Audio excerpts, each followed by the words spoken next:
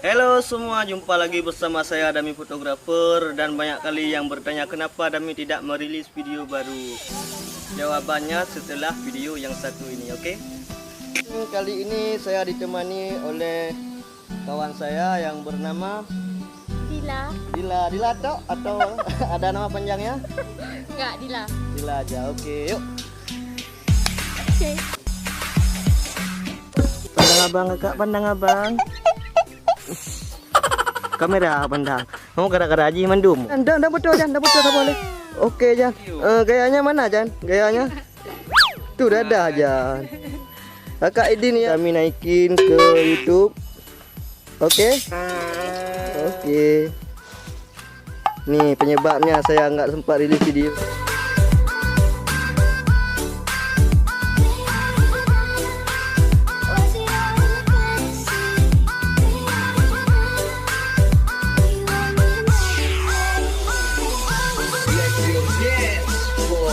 Dan hari ini lintonya seperti Arab, ya kan, gantengnya tidak terkalahkan dengan linto-linto yang lain, ya kan.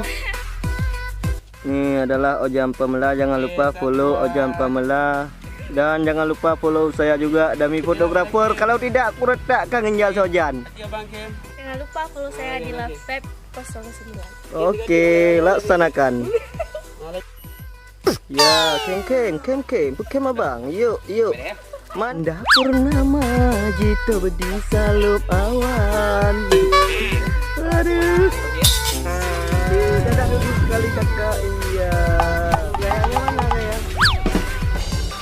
Gayanya mana? Tapi bohong ya.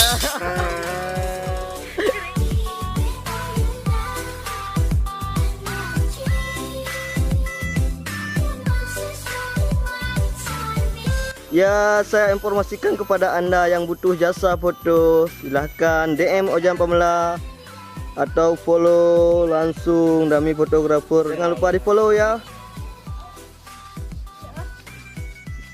Gila, hai.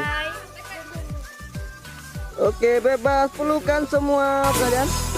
Ya, pelukan, oke. Iya. Masih punya gigi, kalau masih punya gigi senyum sekali. Iya. Kamu Dila. Oma Dila mandu mau jadi juga hai Dila mana tu? Dila masih sehat enggak? Masih sehat enggak Dila? Bertiga-tiganya Dila.